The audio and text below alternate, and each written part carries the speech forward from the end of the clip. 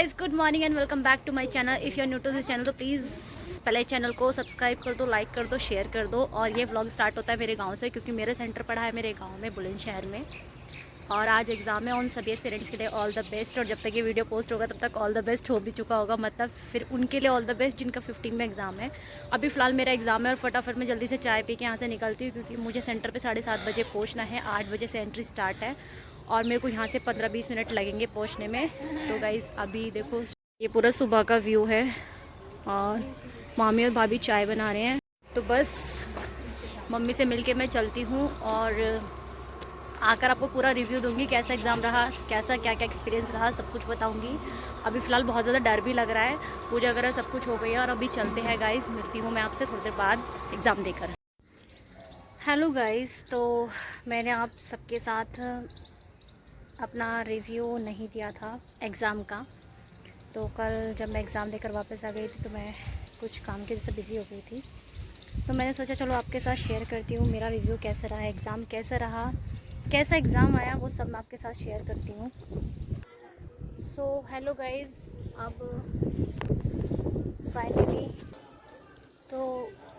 Finally अब मैं आपके साथ अपना रिव्यू देती हूँ कि मेरा एग्ज़ाम कैसा रहा और एग्ज़ाम का पॉइंट ऑफ व्यू कैसा रहा। तो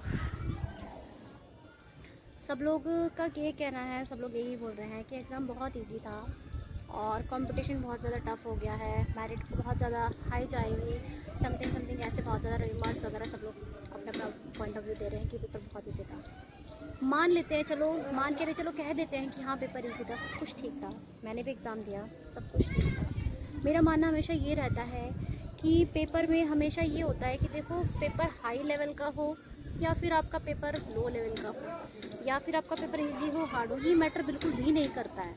ये मैटर बिल्कुल नहीं करता है कि पेपर किस टाइप का आया था। मैं सच कहूँ तो मेरा पॉइंट ऑफ व्यू ये रहता है कि जो क्वेश्चन आपको आता है ना, जिसका सॉल्यूशन है वो बढ़िया है, वो इजी है। जिसका सॉल्यूशन नहीं होता उसका कोई भी इजी नहीं है। मेरे लिए वही टफ होता है जिसका आंसर ही ना पता हो। हम लोग क्वेश्चंस करते हैं, मेरे भी बहुत सारे क्वेश्चंस हैं जो मेरी पॉइंट ऑफ व्यू से बहुत ज़्यादा मैच हुए हैं, लेकिन फिर भी एक मन में डर रहता है ना कि पेपर करने के बाद पता नहीं यार मतलब जो हमारी आंसर की आएगी वो कैसी होगी, या जो लोग ये बोल रहे हैं ये आंसर करेक्ट है, उनका आंसर करेक्ट है, हमें कुछ नहीं पता, कुछ भी नहीं पता।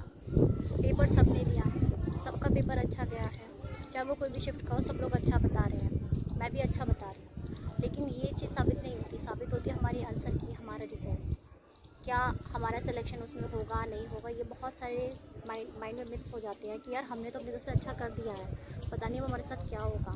ये चीज़ मेरे दिमाग में भी यही दोहराई जा रही है कि मतलब मैं सच कहूँ तो कुछ क्वेश्चंस मेरे मैच हुए हैं, कुछ नहीं हुए हैं।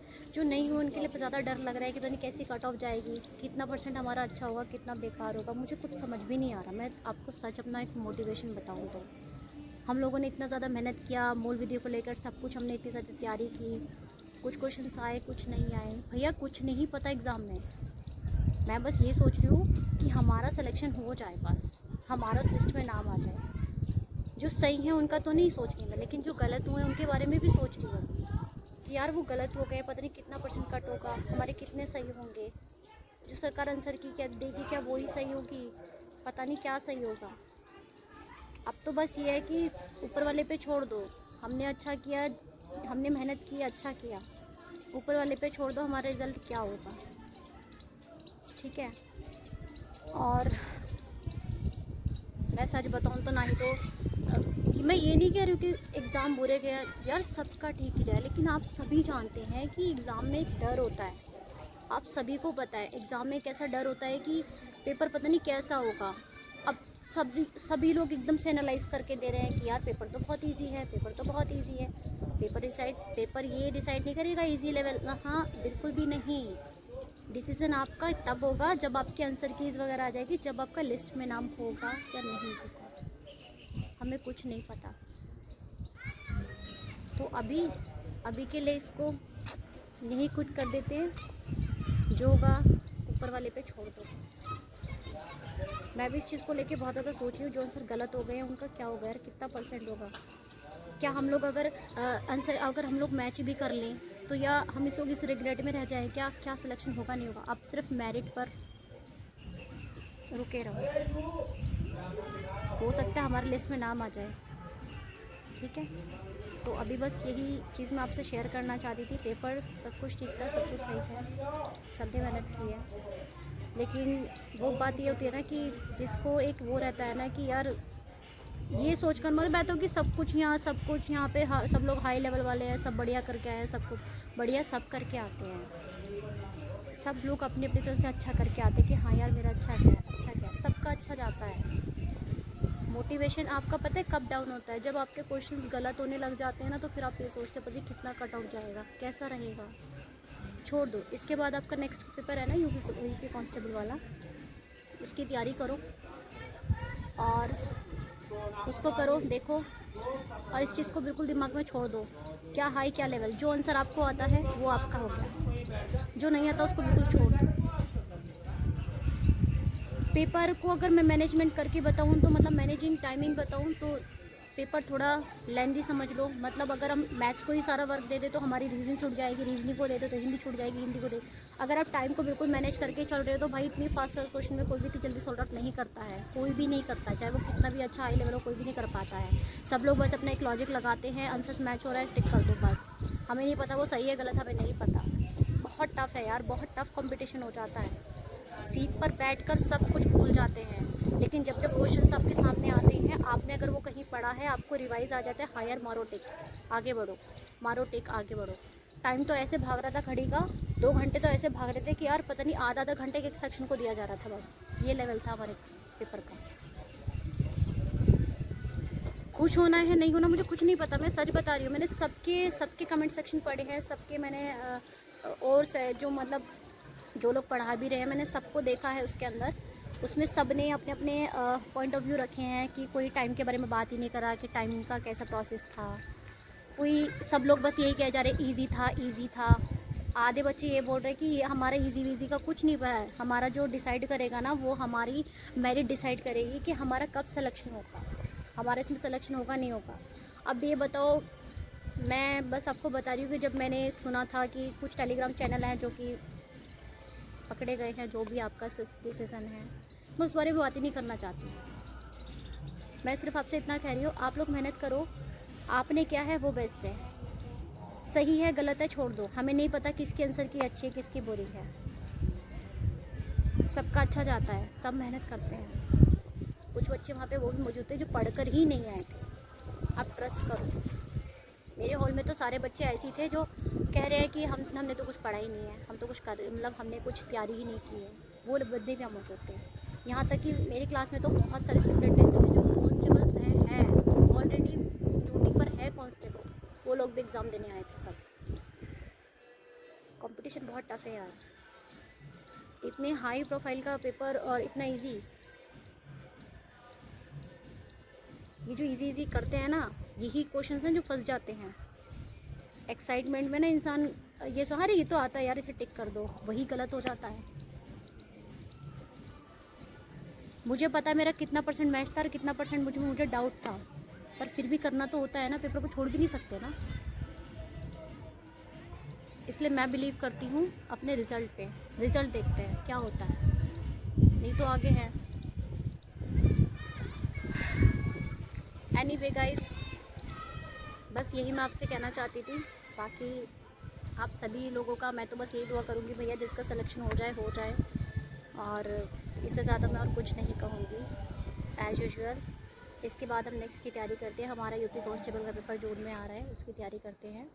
सेंटर्स भी इतनी दूर गए थे, मेरी क्लास में मुश्किल से 25 बच्चे तो एब्सेंट ही थे मेरी क्लास में।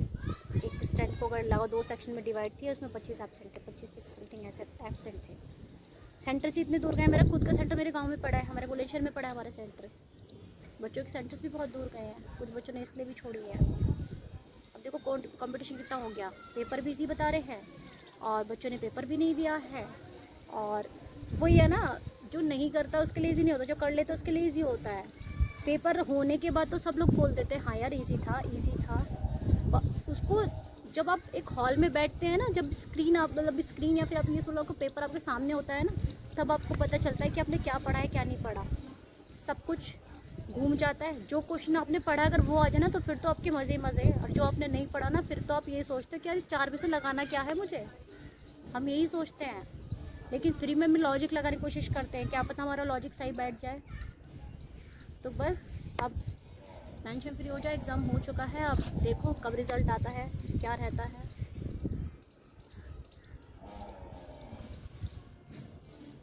मेहनत करके भी बहुत मुश्किल हो जाता है यार, सफ़र बहुत मुश्किल है, इतना कुछ भी आसान नहीं है जैसी चीज़ें दिखती है।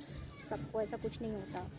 एक बार लेवल को तैयार करो, और जब अगर उससे मिलता जुलता आ जाए ना तो फिर तब की लॉटरी लग जाती है, और अगर आपको उससे मिलता जुलता ना आए ना तो फिर वही सिग्नल डाउन।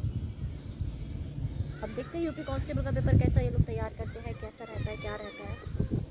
हमें तो अपनी मंजिल जब तक मिलेगी नहीं, हम तो पीछे छोड़ने वाले हैं नहीं। तो गाइस बस मेहनत करते रहो, और खुद को थोड़ा स्ट्रेस से अपनी थोड़ा दूर रखो, क्योंकि आप काफ़ी टाइम से इतना ज़्यादा माइंड में स्ट्रेस हो चुका है हर चीज़ को लेके। मैं तो अपने बारे में बस क्या बताऊँ, हर चीज़ को लेके इतना स्ट्रेस हो गया है कि बस अब कुछ नहीं, बस मैं मेहनत से पीछे नहीं हटेंगे जब तक मंजिल नहीं मिलेगी ना। अब जब तक अपना खुद का वजूद नहीं हो जाता ना, आप लोग प्लीज़ पीछे मत हटना गाइस। करते रहो, जिसकी एज है वो करते रहो, नहीं भी है तो guys as a private option कर लेगा, लेकिन खुद को प्रूफ करो, क्योंकि कोई आपको प्रूफ नहीं करेगा, आपको खुद को प्रूफ करना ही है। मैं देख रही हूँ कि बच्चे बहुत ज़्यादा परेशान हैं, ये सोच सोच कर सब लोग कह रहे ईजी है ईजी है।